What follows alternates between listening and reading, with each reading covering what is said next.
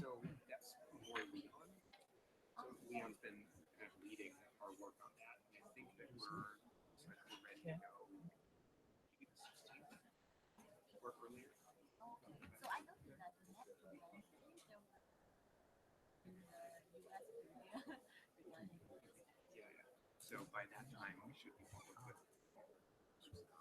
I have not been waiting with that. I've done a little bit in various meetings to get it going. But that's been really fun beyond doing or organizing that work, and certainly even people within the Joint Institute have been active in doing some of the on GCAM. Leon's here already, I think. I'm not sure if he's in the venue yet, but he's arriving today or tomorrow. No, he's actually in Morocco. I just haven't seen him yet. I'm here through next Friday, so the 18th, and I think Leon is too. Wow. Yeah, we're both here for the long haul. Stay here for so long time.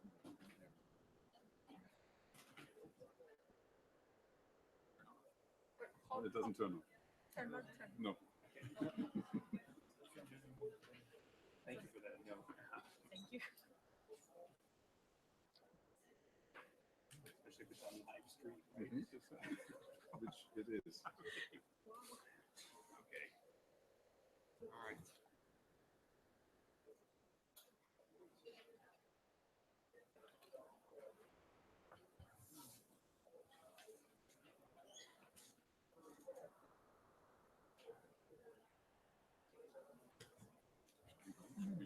I think we're ready.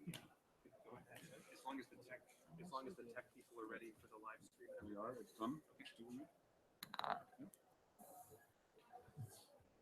Okay, welcome, ladies and gentlemen, to this side event. This side event is about advancing INDC implementation and ambition, bridging research and practice. My name is Niklas Höhne from NewClimate Institute, and I am very happy to have a very distinguished panel here to lead you through the next 1.5 hours. Just as a note, this is live streamed on YouTube, which is only the screen and the sound, so no pictures, I understand. Download the presentations from the UNFCCC website, and you can also get them with your token at the entrance of the door. Well, the program for today is that we have my colleague Takeshi Kuramochi from NewClimate Institute talking about the INDC preparation process and the National Climate Policy Planning. Then we have Michel den Elzen from PBL, Netherlands Environmental Assessment Agency, costs of INDCs. Then we have Fu Xia from the National Center of Climate Strategy and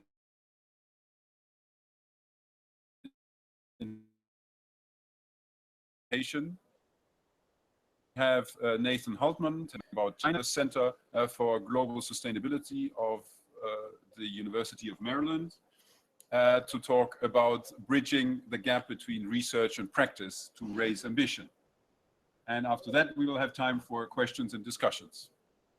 So without further ado, I would then hand the mic to Takeshi to start talking about INDC preparation process.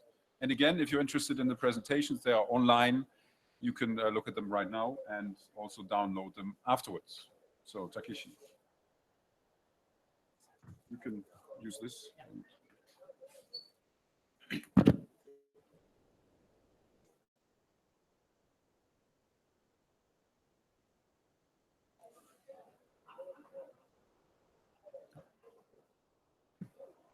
Okay, good afternoon, everyone.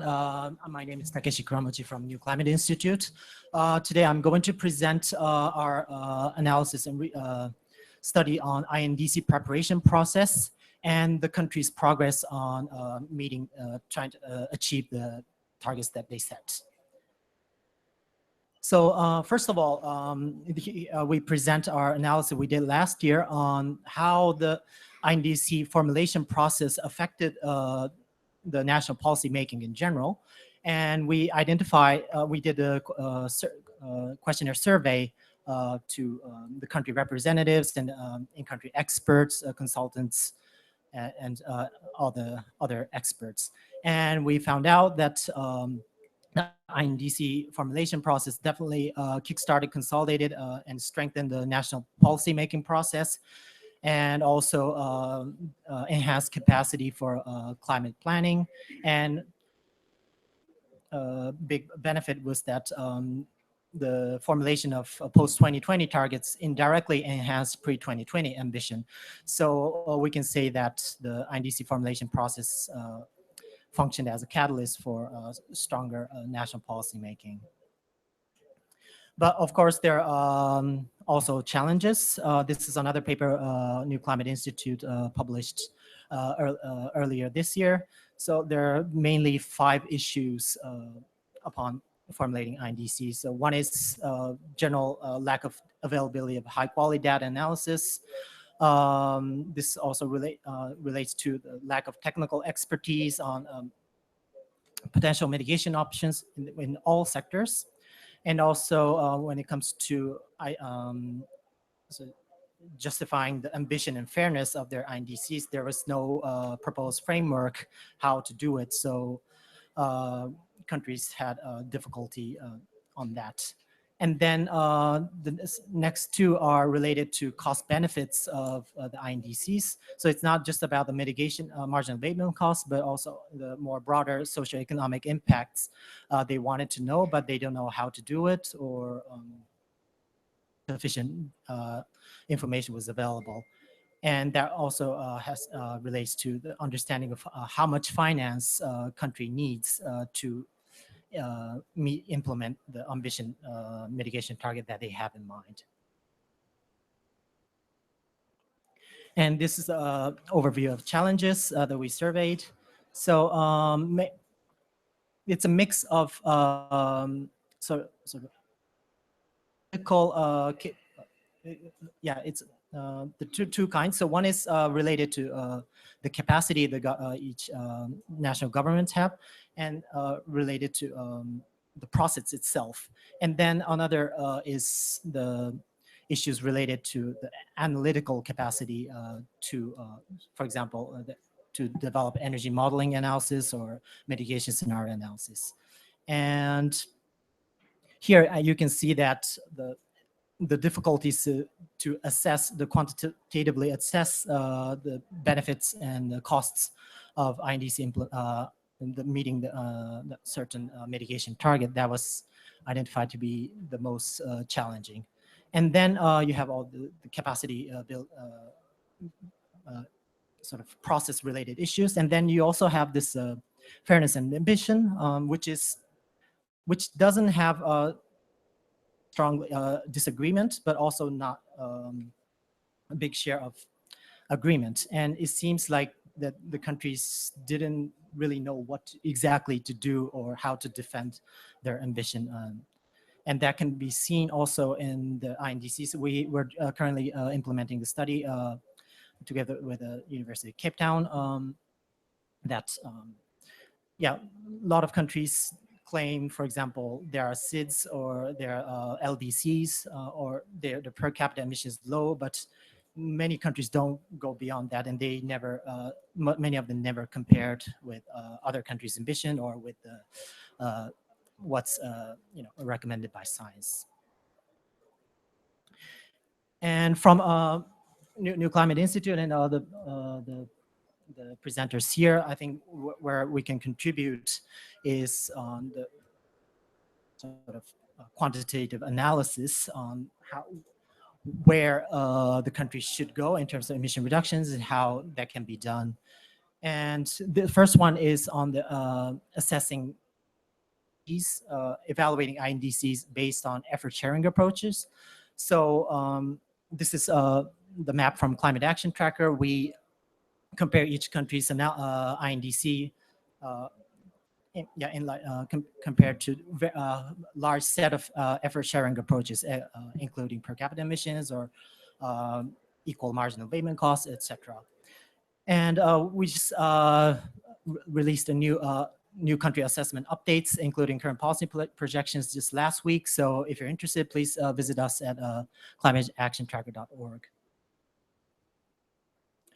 And another contribution we could make is assessing the progress of each country's towards the targets that they set. So here last week, we published a new study together with PBL and EASA on of current policy emission scenarios and the assessment of the 2020 pledges and the 2030 targets. And it's a report comprised of 3-4 page fact sheets for 25 countries, which cover around 80% of global emissions. And we have detailed information on the pledges, and then overview table of current energy and climate policies, as well as the graphic on the current policy emission projections, and we compared that with the target where they are standing right now. So our main finding is that at this moment, less than a third of the 25 countries are on track to achieve the INDCs. The countries that are shown in green and light green, these are the countries that are more or less on track to meet their 2030 or 2025 targets. However, it should be noted that country's target doesn't mean that they're doing better than those that are not on track, because it really depends on the level of ambition of each country's target. So this is a caveat that should be noted. Yes. So yeah, this is a summary of our report, and then I will move on to some country examples. 3 countries: Morocco, Japan, and Mexico. All these countries are currently not exactly on track to meet the target, so they have to implement additional measures, but for different reasons. Morocco, this is actually one of the few countries that raised their ambition when they ratified the agreement, Paris Agreement, and submitted NDCs. So initially, the target was unconditional minus 13%, but now with the NDC it's 17%, and also same with the conditional target, they have increased the ambition level. The BAU projection has also been upward revised, but overall the target has been strengthened. And the current policies, they focus much on the renewable energy targets, and there are also policy measures on energy efficiency. With the INDC, Morocco was on track to meet the targets, but now that they raised the ambition, they are slightly off the target, but they're making a lot of progress. And the next one is Japan. Japan has had the Fukushima accident, and they have to revise the entire energy policy. And while the nuclear power plant has stopped, they have to fossil fuel power plants. So it's not an easy situation for Japan, but yes, there are a lot of policies implemented, starting from economy-wide global warming tax, which was implemented in 2012. And then you have renewable energy target supported by feed-in tariff, which has been quite successful for solar PVs up till now. And you have top runner standards, which has been running for decades, and now they're including more and more widening the coverage, for example, to building insulation materials, and also has quite strict law on F-gases. Nonetheless, Japan is still okay.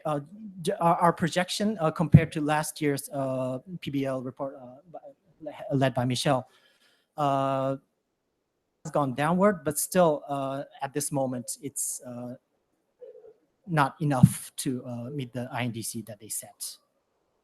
And that's regardless of the share of nuclear that we assessed. And the last one is on Mexico. Mexico has this versus baseline target, unconditional and conditional. Our projections of current policy emission scenario went upward, and the reason was that there was a new energy transition law that came end of last year, and when we did the detailed analysis on what are the components of this clean energy, then it seems that energy target has actually gone down a bit. So we revised our projections, and now their emission projections have gone upward, and Mexico does need a stronger set of policies in order to achieve their NDC. This is it from me. Thank you very much, and the presentation will be continued by Michel.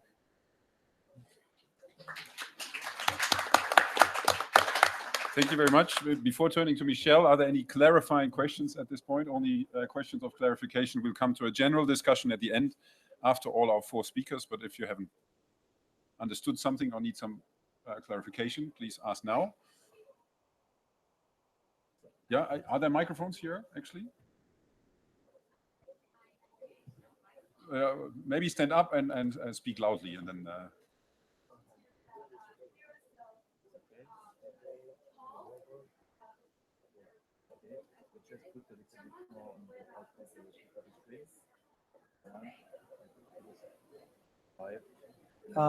This one or this one? So the question was, what was the subject of that survey? Subject was well, maybe Niklas, you can follow me up, but basically we tried to identify what exactly the problems that they faced, the country, the national policymakers, government representatives, and also development agency people who are supporting the INDC formulation, what kind of challenges that they faced. So basically, it was pretty straightforward. And then we identified all these potential challenges, and then we did the survey. I cannot remember how many people exactly, but we also made interviews as well to these people. Yeah, it was the order of 80 different responses that we got. One other clarifying question, then moving on. Yes, thank you. Also on this slide, can you explain a bit further what's the synchronization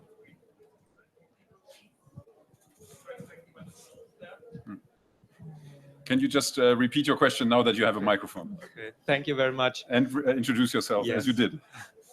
Yes, I'm Wolfgang Obergassel from the Wuppertal Institute. Thank you very much for the presentation. My question is also on this slide on what exactly limited synchronization between the political and technical means, what exactly the problems were. I can take that one. That there's a word missing on the processes. There was limited synchronization of the technical and political processes. So in many countries, you had two things. You had a technical process, potential options to reduce on a very technical level, and then you had a political process amongst the ministries, and they were not always synchronized. Yeah, they left in parallel, and one was supposed to inform the other, but sometimes that didn't work. And according to the survey, at least quite a few countries said that there was limited synchronization between the two processes. Okay, great. Then let's move on to Michel and Elzen from the Netherlands Environmental Assessment Agency, doing the second half of that presentation. Good afternoon. My name is Michel and Elzen from the PBL, Netherlands Environmental Assessment Agency. And indeed, I'm going to talk about the fact sheet already being introduced by Takeshi. So move on. My first part and the second part, I will talk about abatement cost and abatement potentials. So first, the fact sheets, and well, basically two countries, China and the US. We start with China. And so China has pledged in its Paris Agreement to reduce its CO2 emission intensity by 60 to 65% compared to 2005 levels, and to achieve the 20% non-fossil share in the primary energy consumption and a peak of the CO2 emissions before 2030. So these are the NDC, the targets, and they have a whole series of different current policies. And these are developing fast in China. China has in the past also increased its renewable capacity targets a couple of times. So this is the full list. Economic wide target has a cap on the coal consumption, a 10% target share of gas in the primary energy supply in 2020, a cap of the total primary energy use of around 5 billion of ton coal equivalent in 2020. Different capacity targets, renewable electricity, the hydropower, the wind, the solar, different capacity targets for 2020. Also nuclear targets, and also nuclear target of 150 gigawatts in 2030. So these are the different capacity targets on the low carbon supply. In addition, the transports, fuel vehicle standards of around 5 liters per 100 kilometers for the new cars, and also the different forestry policies. And then we can look at what are the emission projections according to these different current policies. And what we basically see is that these emissions keep increasing, but at a much lower growth rate compared to the growth rate in the period 2000 until 2010. So it reaches a level of around 30 to 45% above 2010 levels. And it's more or less in line with the NDC targets as they have pledged. So that looks good for China. Then we move to the US. And for the US, they have pledged a reduction target in the greenhouse gas emissions of around 26 to 28% below 2005 levels for the year 2025. The US have different policies. They have policies on a federal level. They have the Clean Air Act. They have the CAFE standards. And they also have the Clean Power Plan, but that's still under discussion. And we consider the Clean Power Plan as part of the Clean Action Plan as a planned policy, not as a current policy. So that is being excluded, the Clean Power Plan. They also have policies at a state level and a regional level, like the renewable portfolio standards and also emission trading schemes. And if you take that all into account, then we basically see that the emission projections for the US remains almost at a level of 2010. So the US is not able to meet its targets given the current policies, the 2020 and the 2025 targets. And it needs to implement additional measures to achieve these targets. And one way could be to implement the Clean Power Plan. If you would implement that, and also the other elements of the Climate Action Plan, then their emission levels are much more in line with the targets. Okay, the summary already being explained by Takeshi Kuromocho. This is basically what we see. So about 1/3 of the countries are on track to achieve their INDC. It's basically Chile, Brazil, Russia, Ukraine, and more or less also Turkey. That doesn't mean that these emissions are decreasing. For China and India, it still means increasing emissions. And the other countries is basically, well, they have to implement additional measures, or some of these measures are still in the pipeline. They are not currently implemented policies, but planned policies. And if they would implement that, then they would be more in line with the targets they have done. But really, they need additional measures. Okay. And again, the disclaimer, which is very important about the ambition level. A country that is likely to meet its target, this doesn't mean that it necessarily undertakes more ambitious policies. Okay, then we move to the second part, and it's about the cost and of meeting the INDCs and also meeting 2030 targets more in line with 2 degrees and 1.5 degree. What we did with our models. So the main research question, what are the costs for implementing the INDCs? And what are the abatement costs if countries would take measures to achieve reduction targets in line with 1.5 and 2 degree? And there we assume a least cost implementation. So you take the measures in the sectors and in the countries where it is the cheapest. So these are the research questions, and it's all being calculated with our image model that includes an energy model and a climate policy model and a land use model. It's integrated assessment models. There are different integrated assessment models in the world, and this is one of them. Okay, the first picture is the reduction targets. So what we have assumed, a starting point is the latest shared socioeconomic pathway, the SSP scenarios. And we take the image implementation of the SSP scenarios. And then we assume a full implementation of the INDCs, and we consider two scenarios. One scenario is an unconditional INDC scenario, and there we assume that all countries adopt the unconditional INDCs. For example, for US, it has a range of targets. There we assume the lower end for this unconditional 26%. And the second scenario is a conditional INDC scenario, and that's indicated in the blue bars. And then the countries like Mexico, India, Indonesia are taking their conditional INDC scenarios. So that results at the end in reductions for the INDC in 10% to 70% below the baseline scenarios. What we here do, we implement different baselines, not only one central SSP2 scenario, but also the more extreme scenarios, SSP1 and SSP3. So quite a wide range. If you look at the conditional INDCs, then we see for the OECD countries 22 to 29% below the baseline. For the non-OECD, 9% to 40% below the baseline. That's indicated in the lower end of the, bottom end of the figure. And then we see basically quite a range of outcomes. If you look at Brazil, for example, quite a range in outcomes. These are the different countries. So that's the starting point. And now we move to the cost. And there's quite some differences in the cost. This is the cost for implementing the INDC.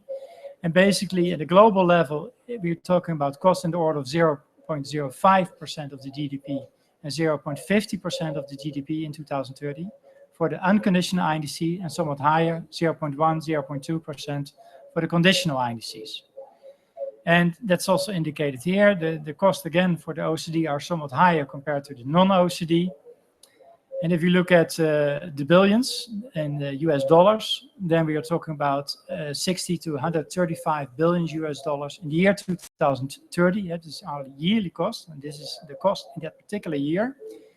And 70% takes place in the OECD for the unconditional INDCs, and for the conditional ones, it's about 100 to 190 billion US dollar. So 50 to 60% takes place in the OECD countries. So these are the costs, and again, the ranges are the different estimates of the different baseline scenarios. And then we take another step. We're now going to 2 degree and 1.5 degree, starting from the conditional INDCs. So what you basically see is that the cost of achieving these 2 degree targets and the 1.5 degree targets, then the costs are 3 to 3.5 times higher at a global level compared to the cost for the conditional INDCs. So it's quite a change in the outcome. And for 1.5 degree, it's even 5 to 6 times higher. And this is on a global level. Of course, there are differences at the regional level. For the OECD, the increase is somewhat smaller. And for the non-OECD, there's quite a change compared to their INDC. This is what we find. And again, the ranges according to the thing. So the dashed line indicates, it's an index that indicates the cost for the conditional INDCs. Horizontal x is just an index that just describes how much it is compared to the cost of the INDCs. And then you can also look at what does it mean. Again, this is a least cost implementation. So you take the measures in the countries and the sectors where it is the cheapest. And where does these additional costs and reductions come from? Well, it's mainly from China, India, Russia, and also the US. Mainly these 3 countries, China, India, and Russia. There we see that has the highest reduction potential compared to the INDC implementation, as we calculated that. Yeah, that is basically what we see there. We see indeed the highest reductions can be achieved there, and also the highest costs are taken there. At the end, we're talking about cost to give an idea. Of course, for China, in the order of 0.6% of the GDP for 2 degrees, and for India, around 0.9% of the GDP, and for Russia, around 1%.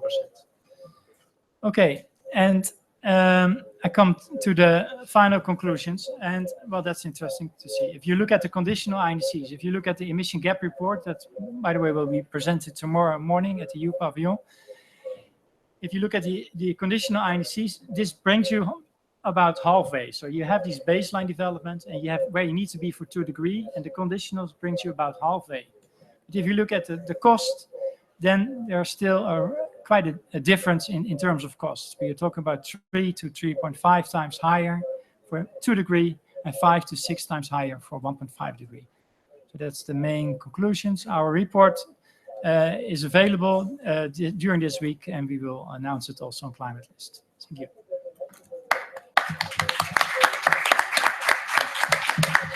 Thank you, Michel. Are there any clarifying questions to Michel?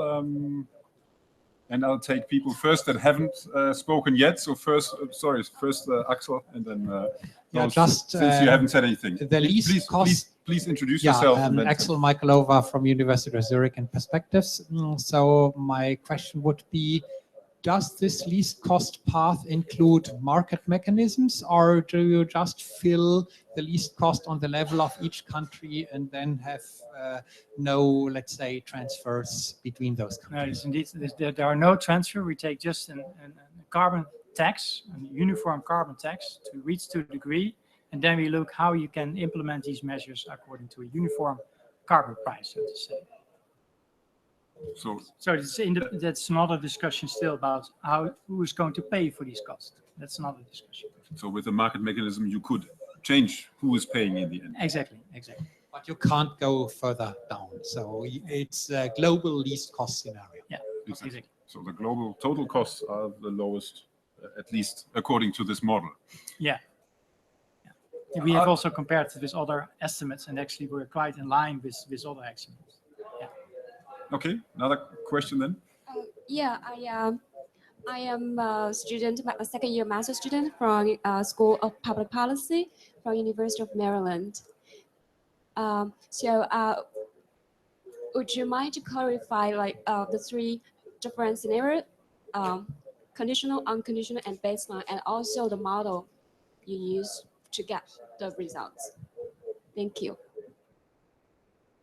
So the 3 scenarios, the unconditional scenarios, if you look at Mexico, it has an unconditional target and a conditional target. For the unconditional scenario, we assume a full implementation of all these unconditional INDCs. So like China has an unconditional INDC and Brazil has an unconditional INDC. That's indicated here is in purple. The conditional ones, for example, for Indonesia and for India, for example, that depends on international financing. They have a certain non-fossil target, and then they move to a much higher level in terms of renewables. And that's what we have implemented here, and that basically explains the difference. And what I already said, the 1.5 and 2 degrees is the least cost implementation, as already explained before. Okay, so we are still in the mode of clarifying questions. Is that a clarifying question over there? Yes, thank you for a really exciting talk. My name's Carol Turley. I'm from Plymouth Marine Laboratory. And what I was wondering is, have you done the comparison with the cost of achieving 2 degrees C or 1.5 degrees C in terms of achieving that versus the cost of not achieving that? Because that would really put the whole thing in perspective. What is the cost of if we don't achieve 1.5 and 2 degrees? No, we don't have looked at the cost of avoided damages, and but that is work that they have done in the past, and I can submit that kind of work. It's another magnitude, but we basically see that these costs of the damage costs are mostly on the long term.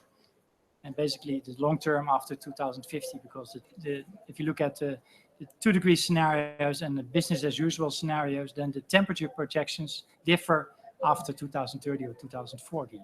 And then you also see that there are differences in the damage cost and the avoided damage cost. Mitigation costs are basically more in the short term until 2030, where you have the highest costs, basically. But basically, we haven't looked at that. But I was astonished that your mitigation costs were quite low, no? You had an order of tenths of a percent of GDP until 1% of GDP. So. Yeah, well, we are indeed rather low compared to other model studies. We have compared our results with other IPCC model studies. There's a good paper in Nature Climate Change on these the cost of implementing in the INDCs. And actually, we are on the lower end of the range. But if you look at how our costs of particular countries are compared to other countries, then we are quite in the middle. We have the same pattern compared to the others. Indeed, we are on the low side. On the mitigation costs. And damage costs are usually much higher in the long run than those mitigation costs. Yes. Then I would like to move on to the next presentation, and you'll get your chance to ask your questions. Next is Fusha from NDC. And once I find the right button, there it is. Okay, great. Thank you. On a particular case that is China, which is so important, and I'm very happy to have you here. And I look forward to your insights on Chinese INDC implementation. Okay, thank you for have the opportunity here to share with you with our studies regarding China, the INDC implementation and its implication to the global. Yeah. And here are the very brief introduction about the Chinese INDC. I think everyone should be familiar with. So we including the peaking target around the 2030, and we including the intensity target, and we also have the non-fossil fuel target in the primary energy, and we also have the forest stock target. So. And in the meantime, we have concluding the target regarding the adaptation. This analysis actually is supported by the World Bank. So the report should be released on the World Bank website this month. So if you were interested, you can download it from the World Bank website. And what we done, so we starting from the review of the existing policy, so the existing policy mapping and evaluation. Then we try to develop the baseline and the current policy scenarios to see what China would be looking like if we based on the existing policies. And then we developed the NDC pathways to see how China could achieve its NDC target.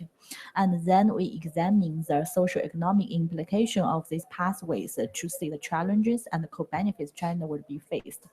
And finally, we try to examine this kind of pathways, its implication to the global goals, to its to achieving the 2-degree target or 1.5°C target.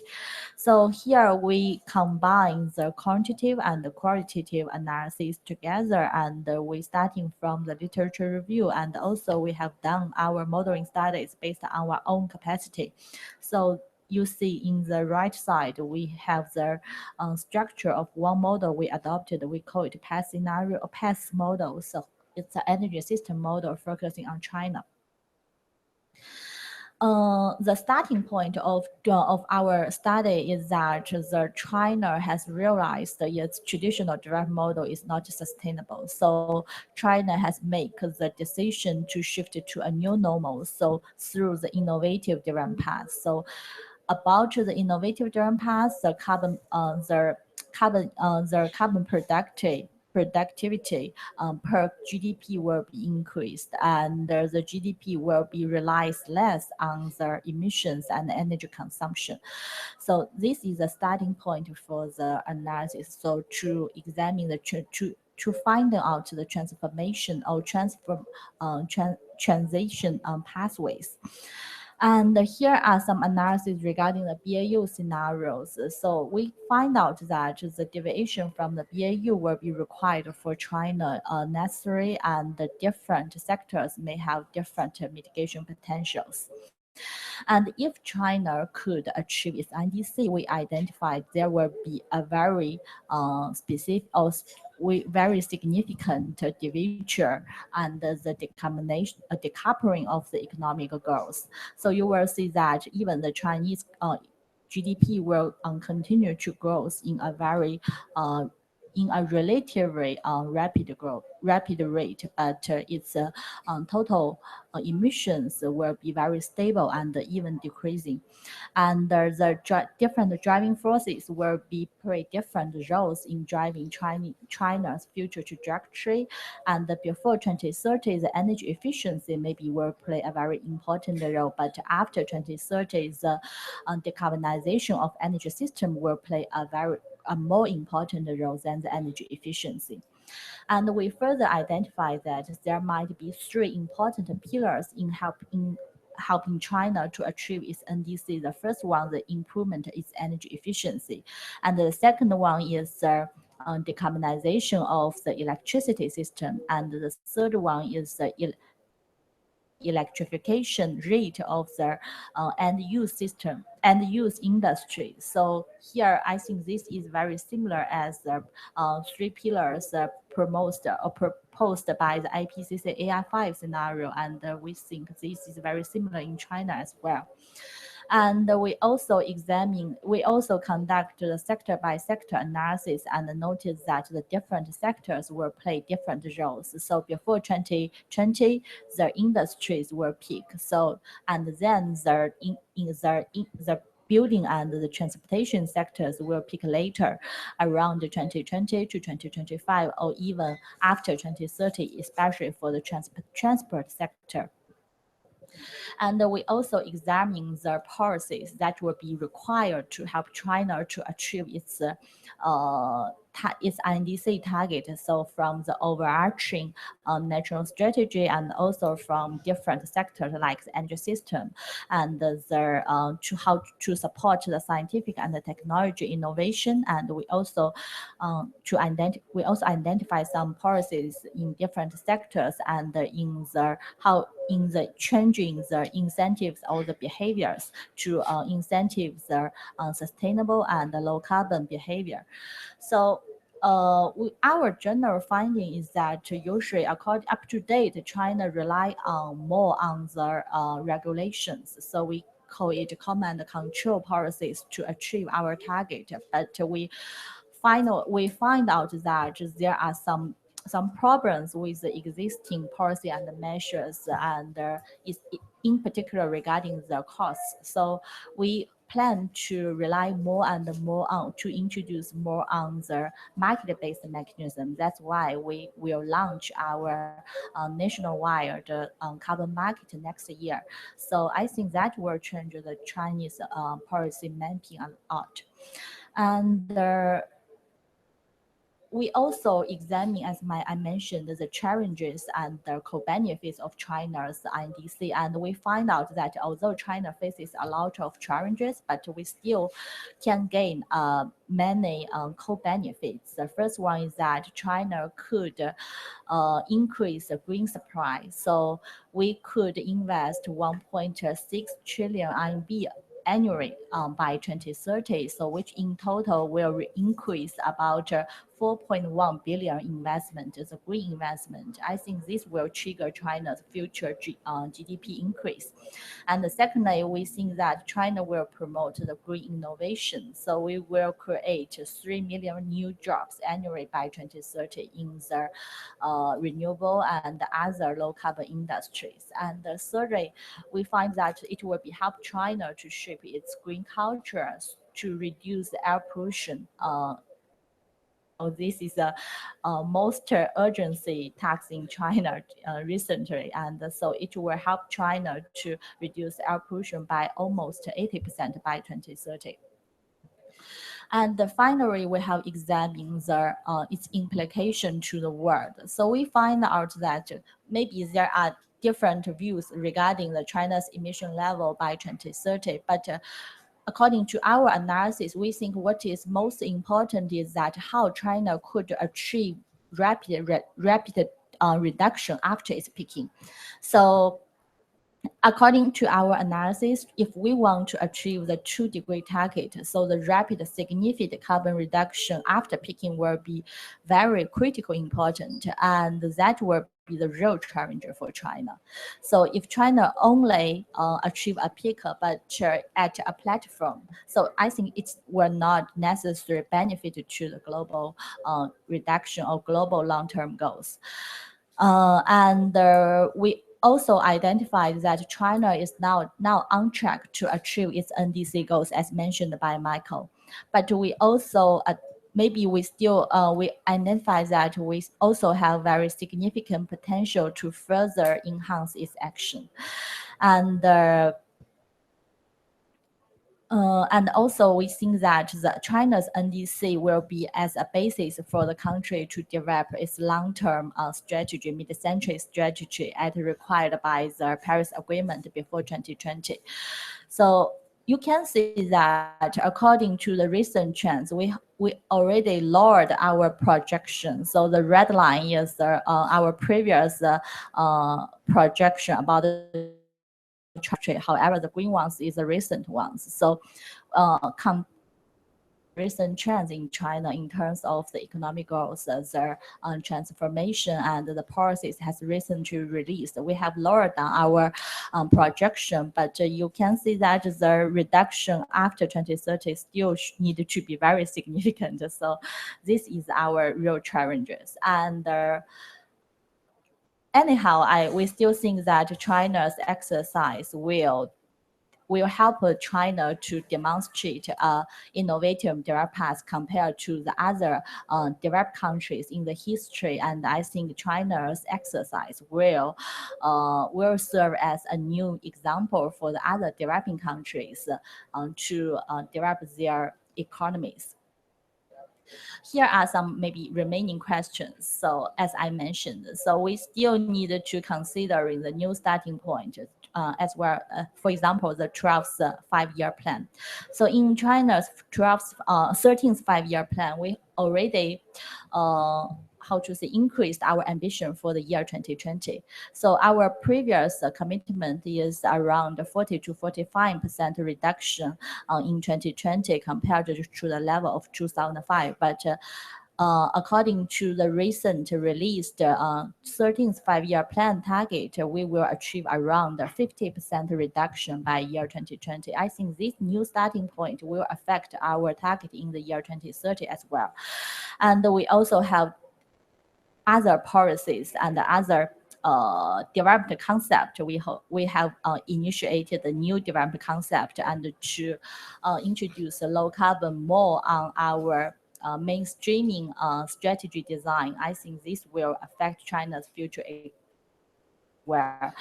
And the second one is how to mainstreaming the low carbon strategy to establish linkage with other development goals. I think that will be affect China's future trajectory estimation as well.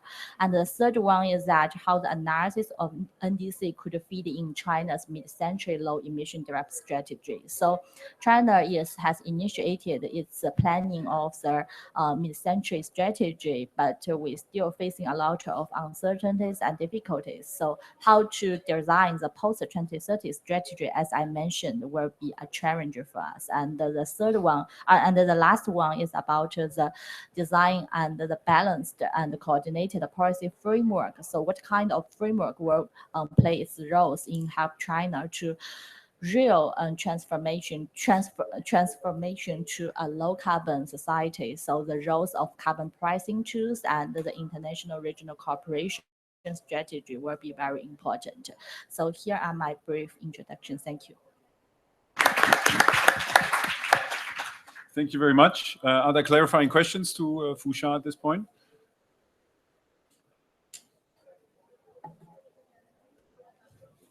Not yet. Well, I think it's very encouraging that you also say that China is on track to meet its INDC and that there's options to do even more. But let's then turn to Nathan Hultman from the University of Maryland to round us up with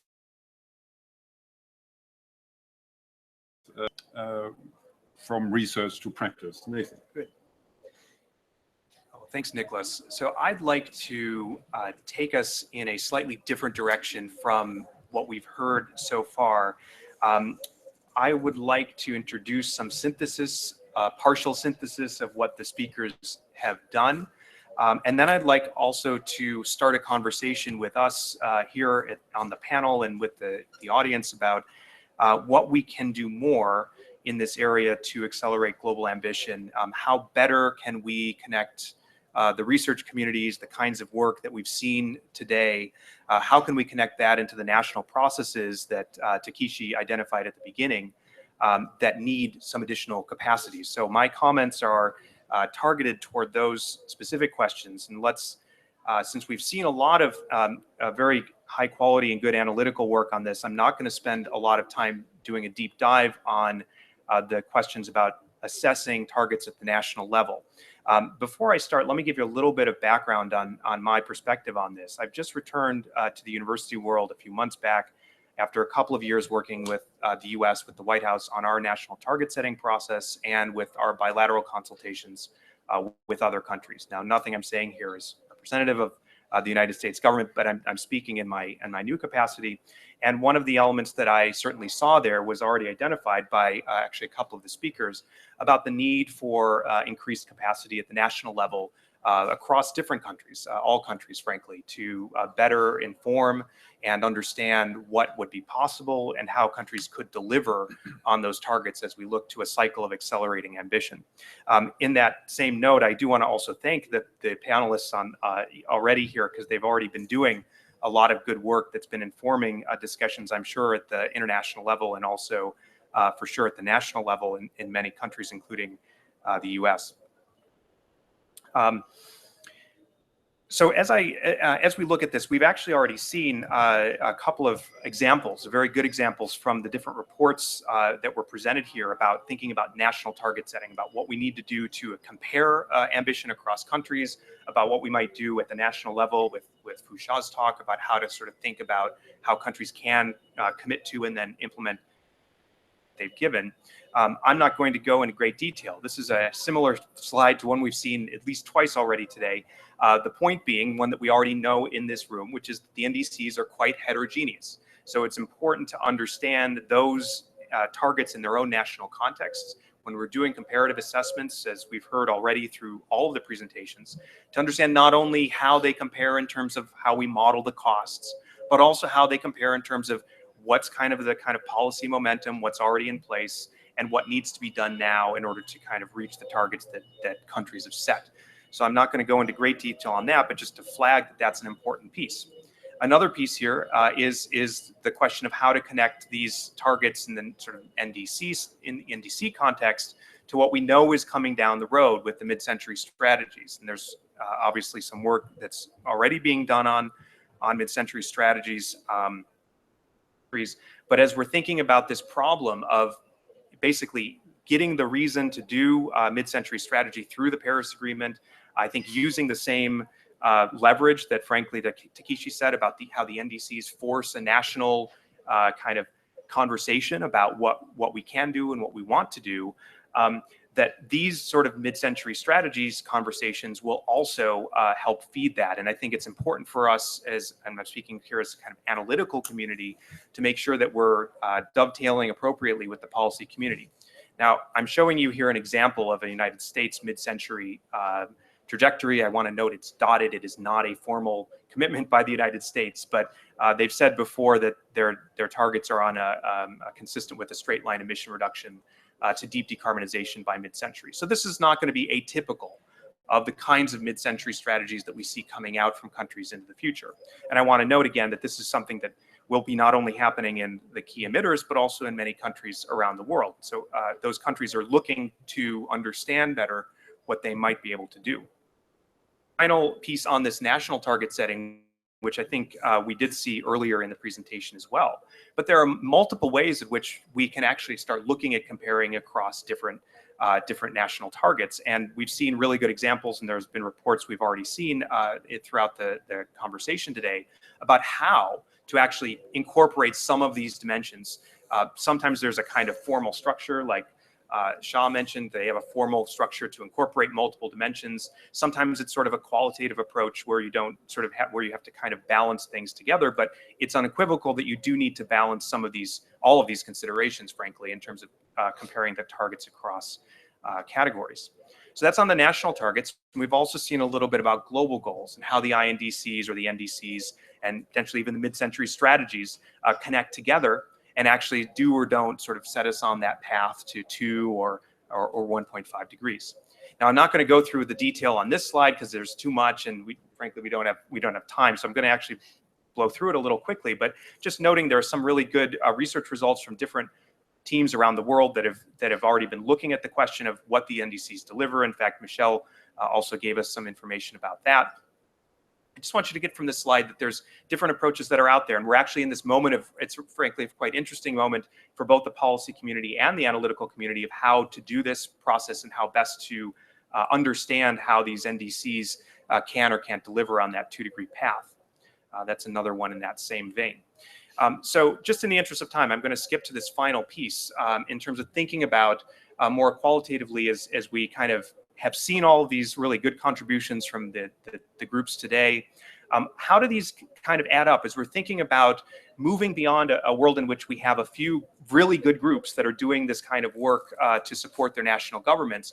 How do we understand this kind of expertise sort of percolating out and actually reaching into the national situations in countries across the world? And you know, there's a few different dimensions of this. I will just run through them very briefly here. We've seen a number of them today, so this is really just kind of recapping. But certainly, first of all, advancing the field, how do we understand this process of comparison? So we've seen some, I think, in fact, in some ways here in this panel, we have some of the leading figures thinking about these problems, and we've had the treat of hearing how they're looking at it and seeing a couple of examples of how they look at those problems of comparison. But that's a really important one. I think we're all familiar with that. But how do we best understand that problem of comparison? We have a couple of dimensions of this. First of all, implementation. So that's one thing that we've heard today. Clearly, the COP22 is the COP of action, and so there's been a big focus this year on implementation. We're also familiar that there's a tracking and assessment dimension to this. There's a dimension, though, that we also have to mind, which is that while the governments and a lot of NGOs are focused on implementation, we are also in this situation where in just a few short months, we will be in the world of looking at the next targets for the next round of target setting. And so there is really a kind of imperative on us all together to prepare for that moment, to think about what we can do to raise ambition at the national level for that next round. How to integrate adaptation and resilience. We've seen a lot, frankly, on the kind of mitigation side here, but there's a lot of interest out there in terms of how we think about understanding ambition in resilience and adaptation too. And I think that's an important field that we can continue to kind of work on. And then finally, the one I mentioned before, how to connect strategies to near-term policies. And we've seen a couple of good examples. Shaw, for example, talked about the 3 pillars that they were looking at. And those pillars are often going to be common themes across the mid-century strategies of decarbonization, energy supply, energy efficiency, and others. Just kind of on the kind of substantive side. But then there's also a sort of capacity dimension to this, right? Like we have a number of groups around the world who have been deeply involved in this, but that, you know, my own assessment, I mean, this is a very qualitative judgment, but I feel like we probably only have 1/10 of the number of people that are familiar with this process that we probably need for the next round. And so the question is, how do you kind of expand, how do you broaden the number of people who can engage meaningfully with these conversations and frankly kind of understand what's been said today by the other experts and sort of put those into context. We need new professional expertise at the national level, right? How do we actually get there? That's an important question. And then thinking about educational programs, again, at the national level, what do we need to do on that front? Now, certainly a lot of governments, a lot of NGOs and research organizations have been doing good work in this space, but the point is that we need to continue doing it. And finally, this sort of perennial question of integrating the policy decision structures with the research communities. Now, the people on this panel have been particularly good at connecting their research with the policy communities. And I think that it's very important to note that there are these really kind of bright spots in how this has succeeded in the past. And what we want to do is kind of build on those bright spots, look at those models of how they've been able to do it, and then expand that in a couple of different areas. So I have 2 more slides. This is one, which is just thinking about how do we synthesize this in terms of as we think about this very important problem, of course, it's a core element of the Paris Agreement to understand the sort of how countries are doing in terms of implementing their existing targets, but then also helping to create a more ambitious round of targets in the future and see those through to fruition as well.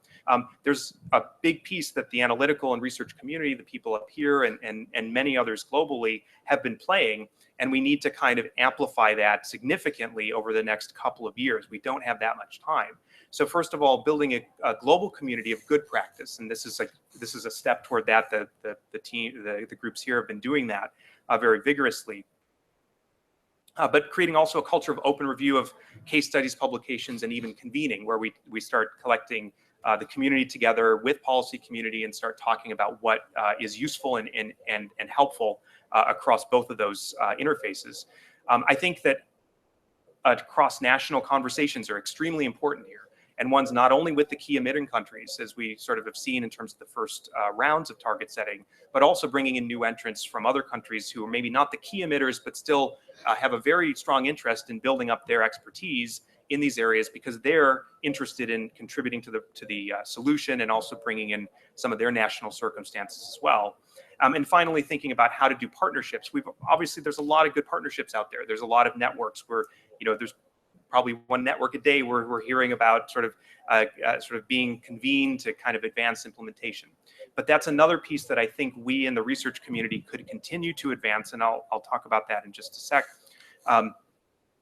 This is one example, and I want to sort of stress not the only example, but one that we at the University of Maryland and a number of other organizations around the world are starting to talk about and will be launching next week. But thinking about how universities and research organizations can better organize themselves so that we can better communicate and better interface with the policy community and that conversation very broadly in the kind of climate community broadly.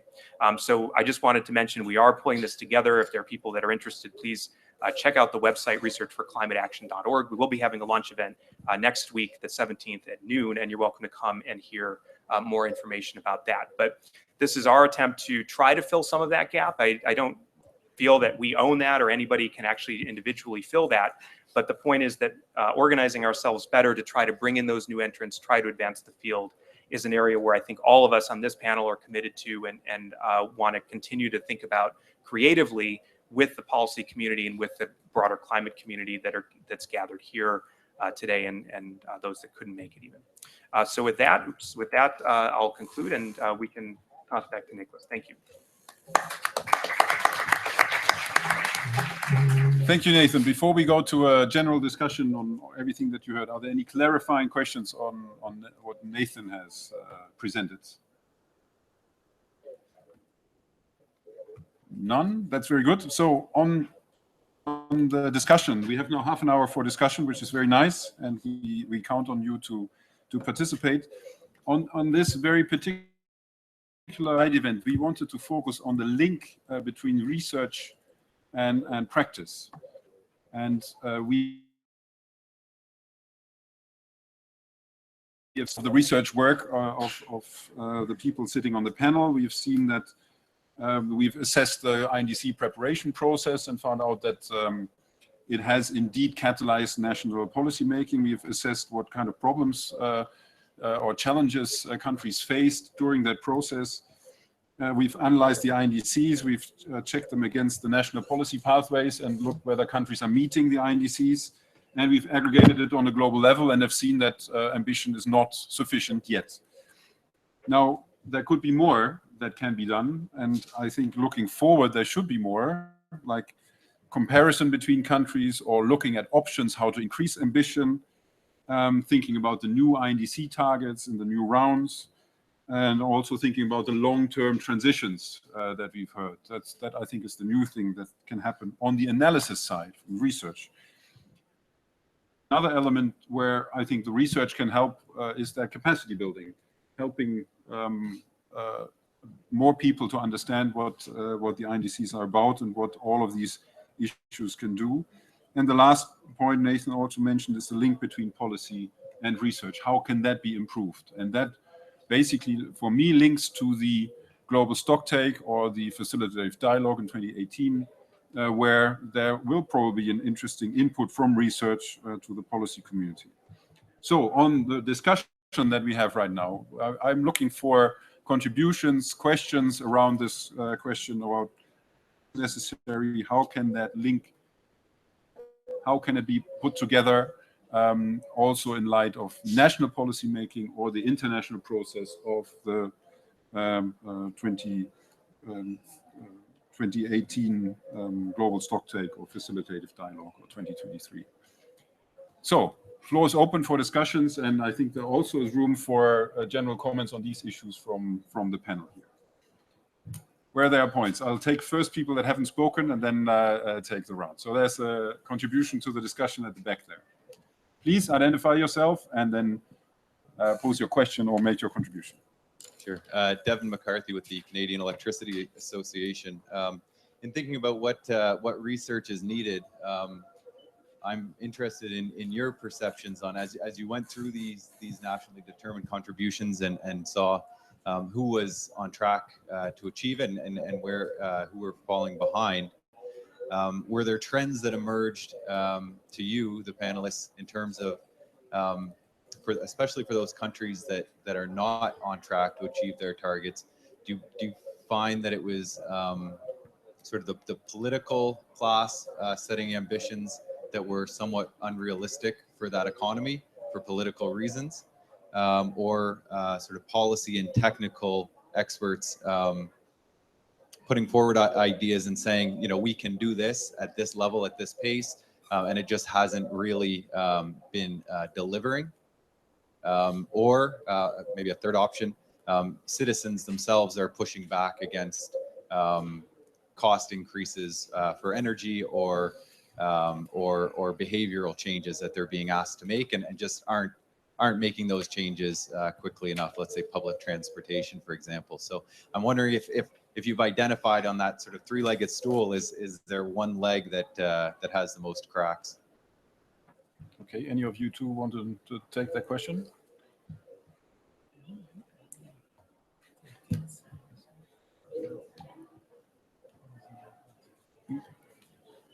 On trends, whether there have been several ways that countries are characterized to meet or not meet their pledge.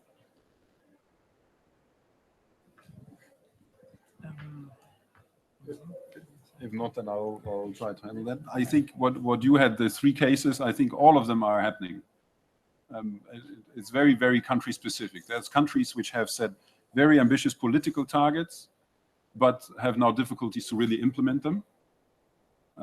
There's other countries where, yeah, it is, there have been, well, that is probably a category of country that are far away from meeting the targets, no? Where you have a very high political target, but not that much of implementation happening yet. And there's other groups of countries which have not set such a high. They find that it is, well, easy to meet because it hasn't been so ambitious, and they also sometimes overachieve the target and do more than they have put forward internationally. That's also an interesting category to look at. But I think it's definitely something. Maybe on the other hand, there's something you want to add to it. Maybe I can. Well, this is actually the question that I was helping think through in advance of Paris, and it is, I would have to concur with Niklas here, that all three of those do come to play in different countries in different ways, and I won't sort of name names here, but it is important to note that that point about countries being already on track to hit a 2030 NDC does raise the question of what counts as ambitious. Like, I think that's an important thing for us. It's a kind of quasi-normative question, really. But shouldn't ambitious targets be ones that you have to continue to work for over coming years? And that's kind of an open question. I think that's not something that we can resolve here today. But that's certainly one of the kind of dimensions of looking at those kinds of targets. So sometimes there might be political will that isn't by execution, but sometimes there is political will that could be backed up by execution, and it's just that it hasn't happened yet. So that's important to note.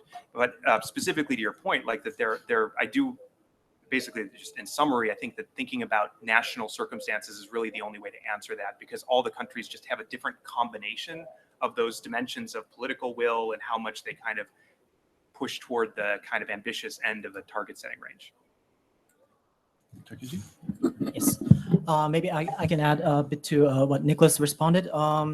So when you assess the current policies projections, we need to identify on whether the country's policy targets are really achievable or not. And it's really country specific, and also that maybe has to do with the cultural thing that some countries only pledge something that is 120% sure that certain that they can achieve, and other countries like to lay it out whatever looks fantastic. So it's really yeah, this might not be a political correct to say, but there are really huge differences in what they mean by targets or what they mean by supporting measures to achieve those targets. So yes, it's not possible to generalize, but you can sort of say that the countries that are currently on track to meet their INDCs are generally the ones that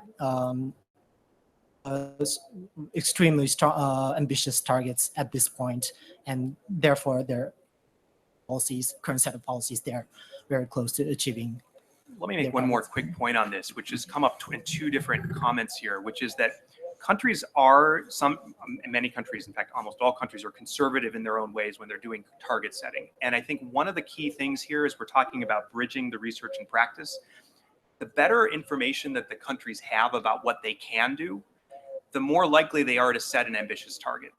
I think that the more the information is opaque, the more they tend to kind of pull back. And this is just a generalization, right? So individual countries might perform differently, but kind of this is one of the points about raising ambition through better practice, is that as we can sort of, as countries can develop their own internal capacity better to understand those problems, they might be able to advance more ambitious targets in the future, right? So that's one of the key cruxes, I think, of this panel, which is to try to help that process along. Yeah. A question here in the front.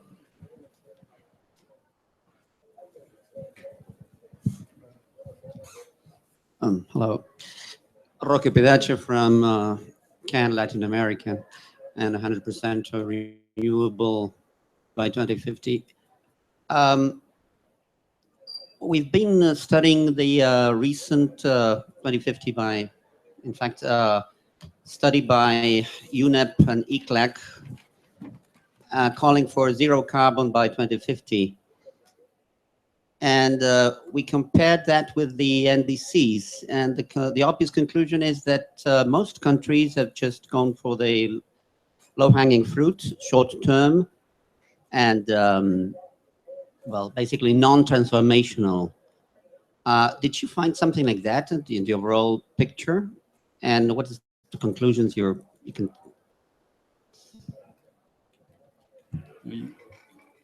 One want to take it?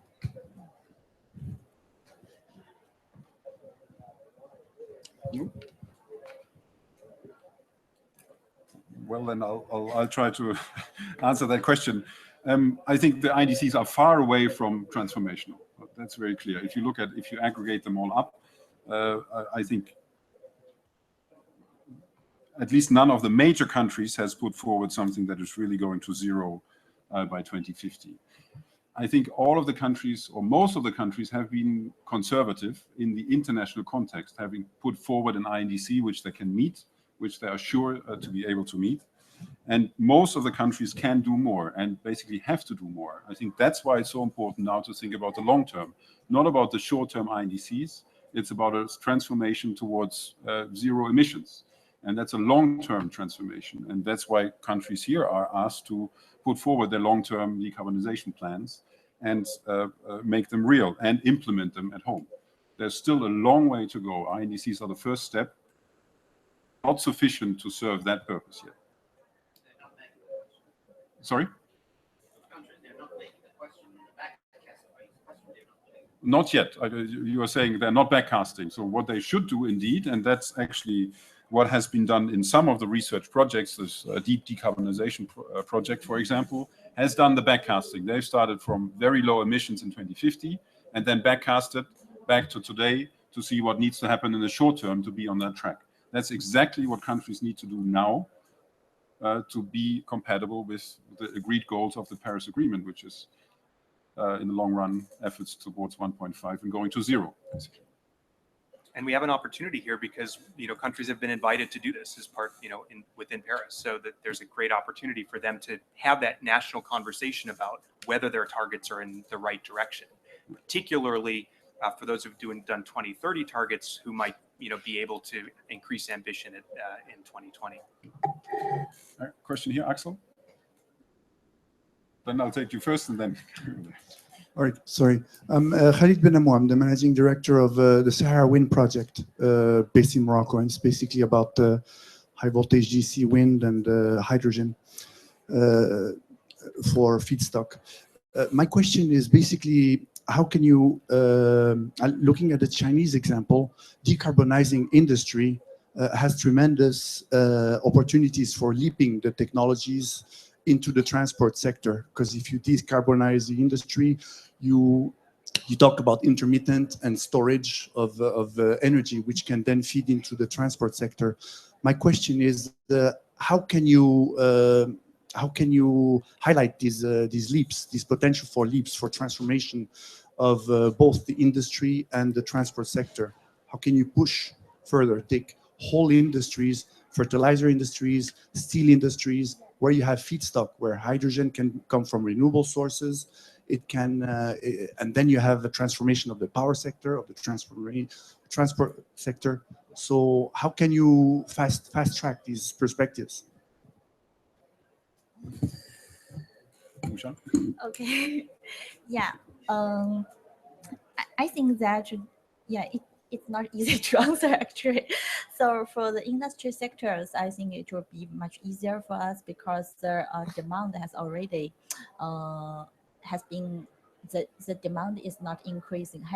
Actually, the demand a lot for the many energy intensive products, we assume that it's almost achieving its peaking. So it will be easier to for the industry sector to achieve their target. But the linkage between the industry sector and the transportation sector. So for us, I think for example, mentioned the increase of the electrification rate of the transportation sector, and then decarbonization the power sector will be an interactive approach, or will be a systematic approach to transformation the transportation sector into a low carbon ones.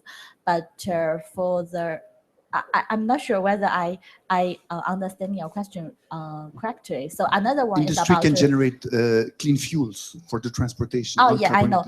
For example, the freight fees. So that will affect the demand for the freight demand, transportation demand, and also the passenger transportation demand. So if we could, our modeling, we already have considering the linkage between the two. So when we estimated the future transportation demand, so we have considering the early peaking of the industry sector, and that will affect the demand for the freight transportation, and then will affect the emission of trajectory energy use of the transportation sector. But according to our analysis, the future driver, yeah, the freight transportation is one aspect, but another very important aspect is the passenger.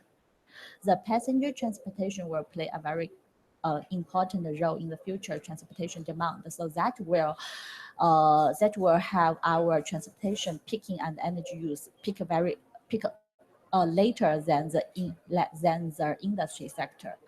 I'm not sure whether I answer your question or not. Okay, thank you. Axel? Yes, I've seen in many countries that policymakers just don't buy the recommendation by researchers when it comes to implementation of mitigation. So in my view, we somehow need to showcase the examples of policies that have worked and to actually do empirical research about those cases. So a kind of backcasting, but on specific policy instruments that have worked in certain national circumstances, and then assess which other countries might also be able to replicate these policy instruments. Because otherwise we will not be able to close the gap between research and policy. And if I may ask back, how will you make that the policies makers buy what you are doing in research? Well, for example, as economists, we are always asked about the economic evidence that a policy is working or not. And in the context of the last IPCC report, I noted that we didn't have robust examples of very specific policy assessment studies. They are now starting to emerge, but I still think that in Nathan's initiative, if we could develop really bringing out the policy cases, using the most appropriate methodologies from social science, and then bring them in a coordinated fashion to the policymakers. Maybe it could make a difference. Okay, so you're proposing good practice policies, analyze good practice policies, and move them to other countries. Nathan, maybe you want to... Absolutely. I mean, I think that's a very, very perceptive comment, and one that we've probably as a research community haven't been doing as well. I think there's a content and a process dimension to that. And so on the content side, absolutely, like kind of looking at, the bright spot strategy of what certain kinds of policies do work. Like in the United States, we found that something that's very effective is energy efficiency policies, just sort of regulatory policies on energy efficiency. So that's one thing that we're continuing to use, but it's not the only example. And that kind of sharing would be quite potentially quite useful. On the process side, I think this is maybe an area where we haven't been kind of, a lot of people have tried, but it's always a question, how do you better connect those two communities? One of the things that I think we want to be doing better, all of us here, is to kind of make those connections, but we have to do it with a process. So I think that one of the elements here, think about how to better incorporate people in their own ranks who understand some of these dimensions that have been talked about. A staff dimension to the kind of how governments think about their work, but we as the kind of research community also have to make those connections in terms of involving the policymakers in sort of scoping research, in sort of developing research products, and actually reaching out. So, again, I know it's easier said than done, but that I actually think that the success here will hinge on whether we can innovate on process. Yeah, thank you. I would like to add something. So I fully agree with your point. So once we conducting the analysis, we usually find out that we focusing more, when we're talking about the transformation, we usually focusing on more on the numbers. But we think that the beyond the number part is actually more important for us. So if we could enhance the analysis, the best policy analysis to identify the best models and the more efficient policies, and try to duplicate or to circulate these policies to the other countries, that will be more effective. So if we only touch upon the numbers, I think maybe technically it makes sense, but politically it usually does not make sense. So how to trigger real ambition, I think the best practices, best policies will play more important roles. I fully agree with that, with the best practice policies. In fact, last year we did an analysis on best practice policies. Also, NewClimate did several analysis, and we looked at the numbers, and then you can see certain policies that indeed you can achieve much more if you set a certain best practice policies, like the fuel efficiency standards, but also the power plant standard. There you can use good example countries, and that works quite good. Analytical, but of course it's still important to take into account national circumstances, because that can still differ between countries. But there's some work to be done, but much more research should be done, and really looking at the barriers, how to implement these best practice policies, and what can be achieved in different countries. But the implementation barriers are a very important topic to assess. Okay, great. Other questions? Over there, Wolfgang first, and then the person behind.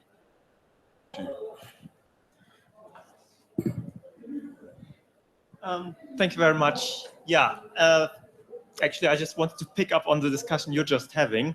So based on what Axel and you have been discussing, maybe one of the main questions for us is analyzing why are researchers failing to get their results across to policymakers, or why do policymakers don't buy what researchers are suggesting to them? Well, maybe that should be one major field of study for ourselves. And to me, in that context, the main question is the blocking power of vested interests in the policy process. Because I think, of course, we need more research on what needs to be done and how to do it in terms of how to achieve reductions. But I think broadly, we know what to do. The main problem is that doing so would hurt the bottom lines of some rather powerful vested interests. And they're doing everything they can to stop that from happening. So maybe a question is also, is it possible to reform policy processes in some ways to make them more democratic, to reduce blocking power of vested interests in the policy process, reduce their access to decision makers, etc., etc. I think if that's really one of the key issues to get forward faster. Thank you. Well, there are quite large questions you pose there, and hopefully changing the policy-making process.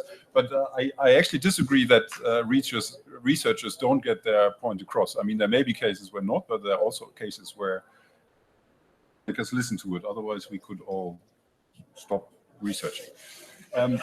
So I'm still hopeful. But any answers to that question? No? Well, then we take that as a comment. Other questions? Yeah, I think the next one's for me. Yeah. My name is Aman Malik. I'm from the University of Hamburg. Is there a way to compare the mitigation costs that so the self-reported mitigation costs with some low-cost estimates from modeling studies? So not for the global level, but I mean for individual countries, we have studies which could show how to achieve it at the lower cost and then compare it, say, with the mitigation costs that they self-report. So on mitigation costs, yeah, Michel? Yeah, maybe Michel as well. There are some projects in which, because these are the global models, the global model teams that are making projections.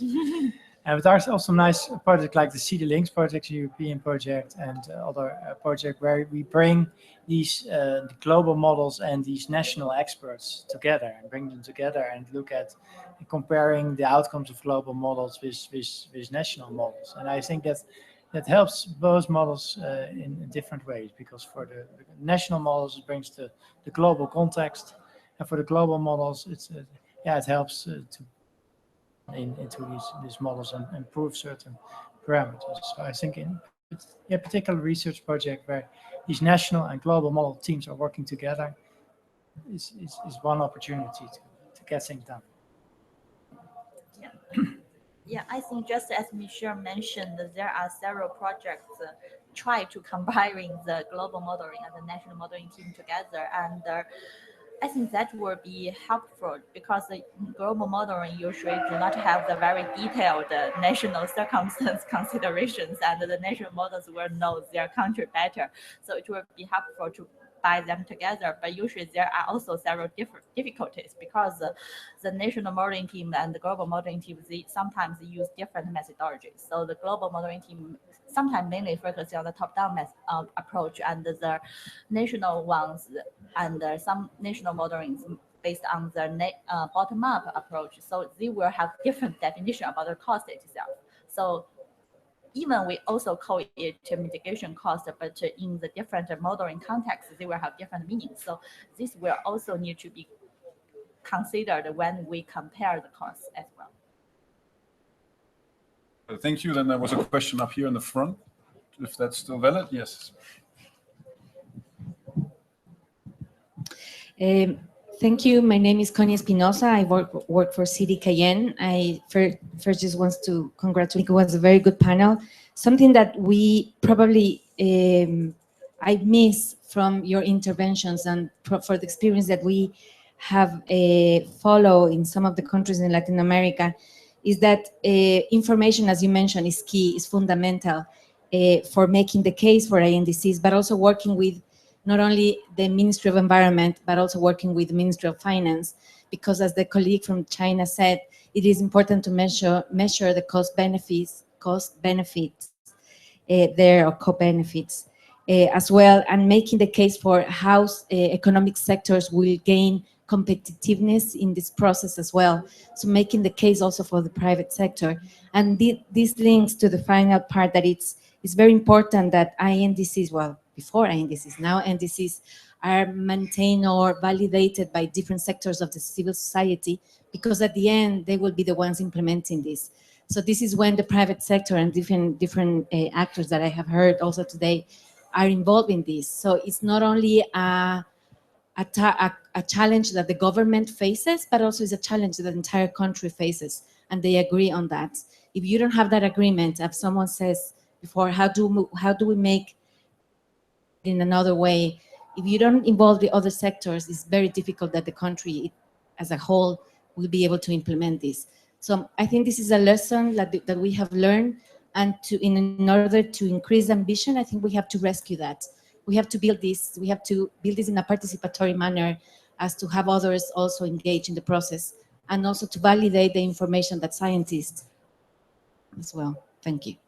Yeah, thank you. There I would fully agree. I mean, the analysis we did on INDC and preparation processes last year, we really saw that the preparation of the INDCs brought all of the stakeholders together in some countries for the first time, that they all really understood what's happening about climate change and what the options are. And that was a huge success of that INDC preparation process, to get all of the different stakeholders, the different ministries, the different civil society groups, industry, and so on, all together to understand what's happening. And maybe indeed that could be a way to get to Wolfgang's question, to get the policies done by well-informed stakeholders and having them all integrated.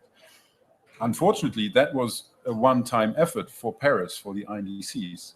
Now implementation is much less exciting, and because you don't have the decision-making moment in Paris, and the efforts may be a bit more complicated now. And that's why I think in this process, it needs to be designed in a way that it is attractive for the countries to do these kinds of efforts, because it takes time, it takes effort to get the stakeholders together and really to come to a decision. So I fully agree that that stakeholder engagement is absolutely fundamental in getting moving things forward. Anybody else on this question? Yeah, just a very short building on that. I mean, first of all, also absolutely agree. I mean, this multi-stakeholder process that we saw as part of the national conversation in advance. I mean, different countries did it differently and with different levels of engagement, but it's certainly, there are good models there that can be built on. I agree with Niklas's point that it's harder for countries to keep focused on it now, but the way to do it is to actually, as you said, make it involving those other organizations and sort of making sure that the case is made, the positive case is made as to why sustainable infrastructure and the kind of through these new approaches that are taken in the NDCs will be healthy for the country. And that's a very important part for all of us to then play as those conversations are happening. Excellent. I just realized that time's up already, so I think we need to close now. So I just want to encourage you to visit the website, the UNFCCC website, with the side events, where you can find the presentations and all the links to all the reports that we presented. You can go with your Poken outside and download virtually the reports as well. And yeah, we look forward to a discussion around here. And thank you very much. Thanking the panel and in particular you, the audience, for participating today. Thank you.